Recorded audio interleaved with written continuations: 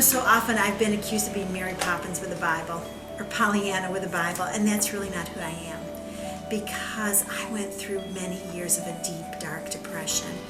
And depression comes from different places. Sometimes it's your hormones, sometimes it's a tragedy, sometimes it's just your circumstances. And for me, I think it was a tragedy that I was going through. People might call what I went through circumstances, but to me it was tragic. And this is my story. Craig and I had two great little boys, Matt and Chris. And when Christopher was just about a year old, we decided we wanted another baby. And so I got pregnant, and the baby lived to almost 12 weeks in my womb, and then died and went to heaven. And I was sad, and it was bittersweet, but I knew I was young, and I knew that we could get pregnant, and so I got pregnant again. And this time I made it to almost 15 weeks in the pregnancy when the baby died inside of me. And this one was a little bit harder. 2 in a row was a little bit hard, but my doctor encouraged me that sometimes these things happen, and so I got pregnant again and made it to 16 weeks in the pregnancy when the baby died inside of me.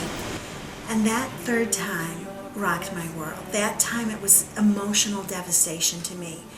And after the third baby dying, and you know what, I don't even call it a miscarriage because I was so far along in my pregnancy. Craig and I moved to North Carolina. I started going to the Duke Infertility Clinic for women. And my doctor there was an incredible man by the name of Dr. Granger. He had a heart for it because he and his wife were not able to have children. And they had adopted little children from all around the world. And so his mind and his heart were just a powerful combination to help women who were dealing with infertility.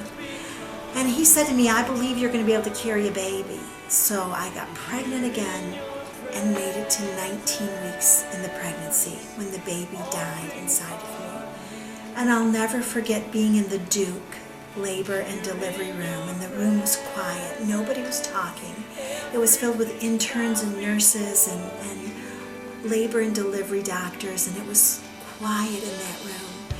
And my doctor's assistant was standing beside me. Her name was Trish, and she said, Carol, are you okay?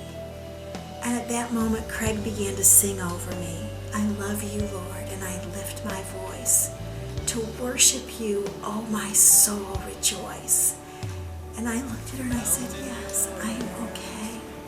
And we held that little one in our hands and then sent him to heaven.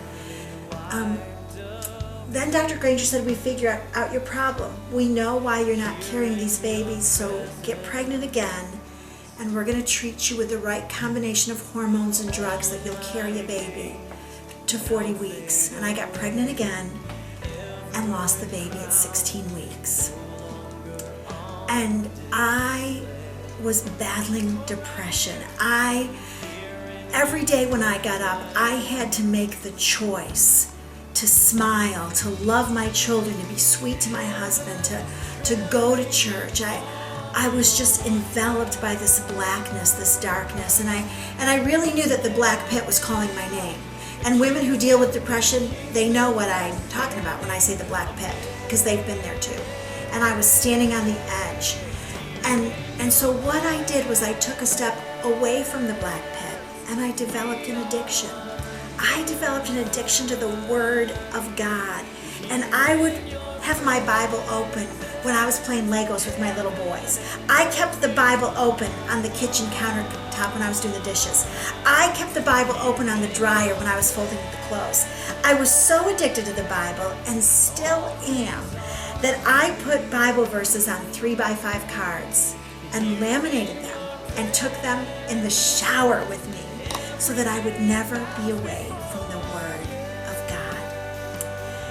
And it was during that season in my life that God delivered me from depression. My depression didn't leave when I had another baby.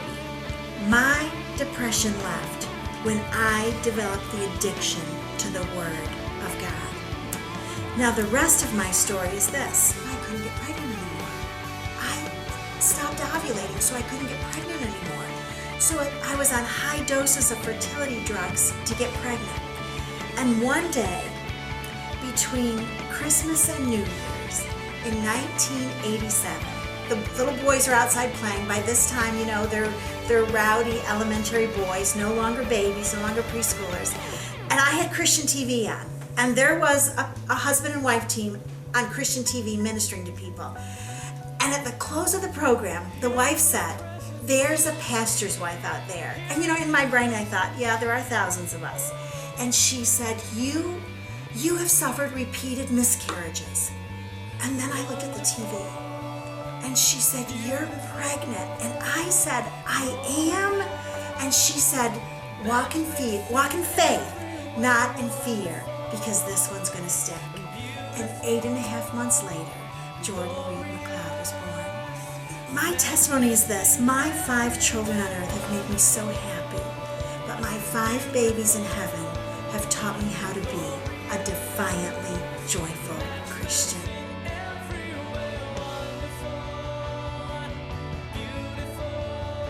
And the verse that the Lord gave me during those dark, black days is from Psalm 16:11, and it says this: You, God, will make known to me the path of life.